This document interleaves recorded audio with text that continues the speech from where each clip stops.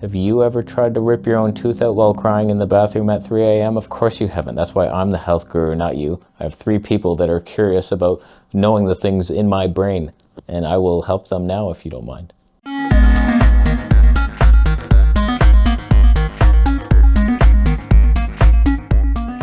If you ever have a question, post it on down below. I might save it. I've been saving them. I don't know how to organize these shows. Sometimes I used to do 5 of them, and they're so different in the topics. I'm just like, I'm a scattered mess, a scattered fruitarian mess. So we have 3. They're nowhere near related, but the first one's very interesting. Brother, did you ever speak on why you got turned off matured plasma orin in your protocol? He's talking about peeing in a jar and leaving it for months until it ripens and increases in stem cells and smells like ammonia fish hell.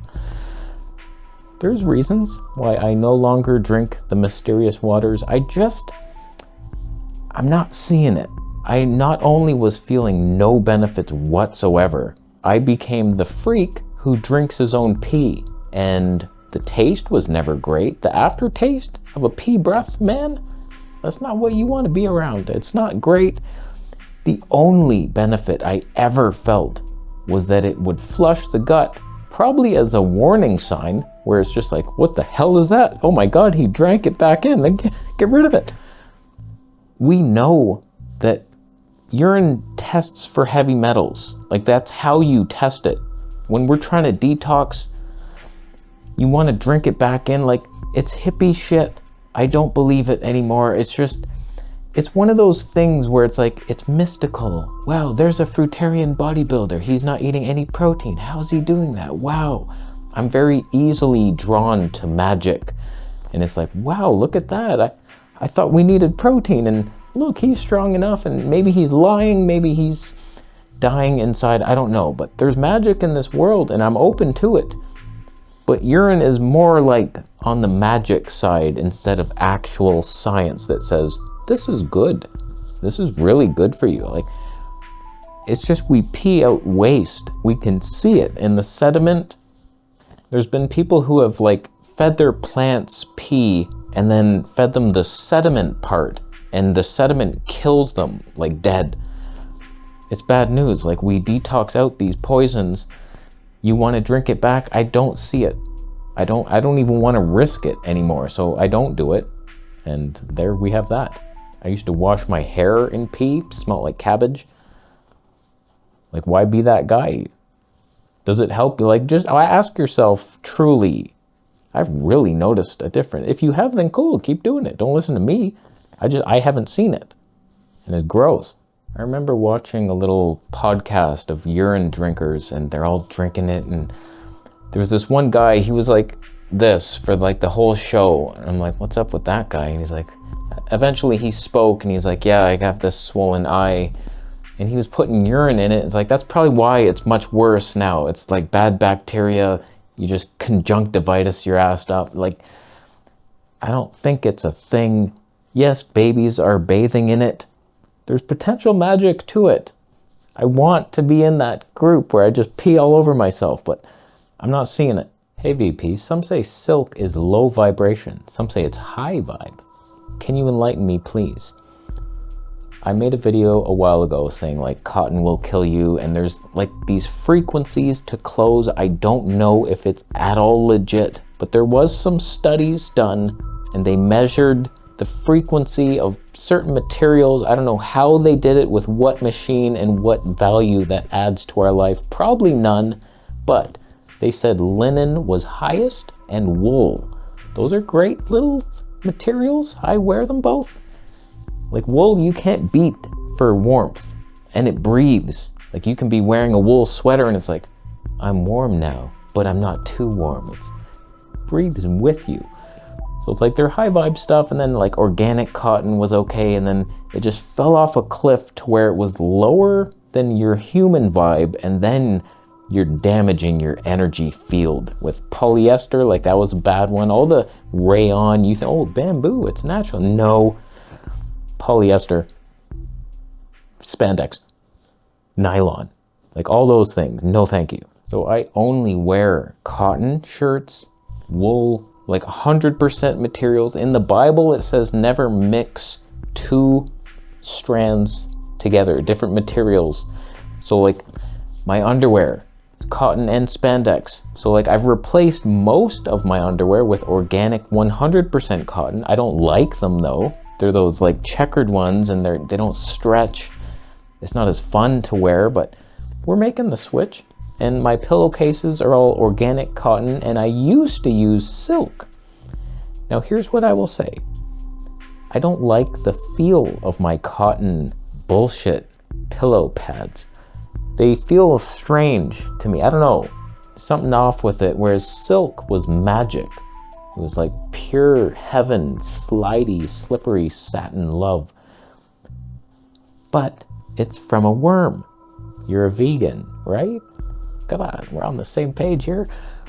It's like the most evil thing. Like, don't they boil the worms alive or something? Like, our world is so effed. Like, there's no reason for that to happen, but like, yeah, we should just boil them alive. I think it'll help preserve them. So it's like bad news coming from it, and it did measure as a pretty low vibe thing on that hippie test. So I don't know, man. I don't know. I still have one silk pillowcase, and I look at it sometimes. I'm like, I miss you. It was so soft. It's like, I don't know. I might return just to the low vibe, soft face life that I deserve. But I don't know. It's bad. But this is where the real vegans step in and say, like, obviously not. That's not even an option. You're exploiting animals. No, thank you. But like for me, I would do it if it was benefiting my life, if we're being honest. Like I bought that sheepskin coat because it was one material and it was higher vibe. It's like, whoa, okay. How could it be high vibe? I don't know. It was a slaughtered dead animal. Like how I'm vibing high. Like it's not pink, that's for sure. So I don't know what I'm doing here, but I'm so vegan right now. Always was. Very real vegan. One of the best, highest level. All right, last question here. Yo, man, I've been diagnosed with helicopter pylori. Just say H, like everyone else. H. pylori. Get a life. With a juice fast of 30 days, could I eradicate it, or do you know something? I know some things. Cabbage juice, apparently, very good for that. Very good for any, but don't just drink it straight. Good luck with that, you hobo. Cabbage is gross unless you cook it, in my experience. Or the sauerkraut's pretty good, but that's a lot of salt and sour things that happen. It's not because of cabbage it was good. Cabbage, good times. Raw honey, apparently. First, if you want cabbage, do like a lot of celery, cucumber, lemon, and a bit of cabbage. And then it's like, okay, that's not bad. Or sweeten it. Apples and cabbage, you're gross.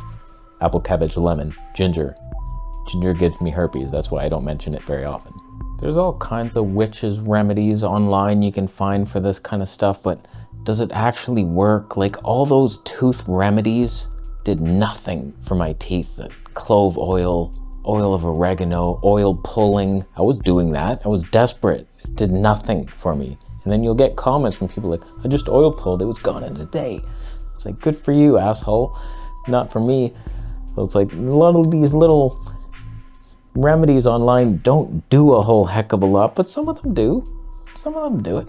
So I've had relief from certain herbs with pain. It's like, oh yeah, that is better. My girlfriend made a pain oil. I was like, I think that's helping on my jaw. The only remedies I really believe in are fasting. That's like the one thing, like just forget everything you know and just do a little fast and probably you're gonna calm down. That's what I was going to do with the tooth infection. I was just like, I need to fast, like I'm gonna just dry fast, but I didn't prepare for it. If I'm gonna dry fast, I juice fast a day or two before and then I'm doing enemas, whereas I ate the night before and it was just like food in the gut and then you're gonna dry fast on top of that and fully suck all the water. That'll never leave your colon. So you got to prepare ahead of time. But it's funny, like all these little remedies, there's no greater remedy than you shutting the hell up and stopping what the hell you're doing, because you're making mistakes. And if you just stop, it'll right the ship on itself. The human body that was created by love will just here you go, here's the answer, just shut up and stop. You're making mistakes. No longer do whatever the hell you're doing, and I'll fix it for you. Thank you, God. It's just takes some discipline. So like H. pylori, could they survive a dry fast? How long? 2 days? Like it'll be gone, probably. Don't quote me on that. You find your own mystical hippie shit in the Google search. Not that Google will allow it. Yeah, I said it. But I would try the cabbage juice. It's known. There's at least some stories online of people reversing that. And the raw honey I've heard in the past. I've never tried it myself. I don't know if I even have H. pylori. I could. Who knows? I had ulcerative colitis. Why wouldn't I have ulcers in the stomach? And then H. pylori are there attacking it. We got a weird, tiny world in our body. And bacteria just... Some will say they're natural.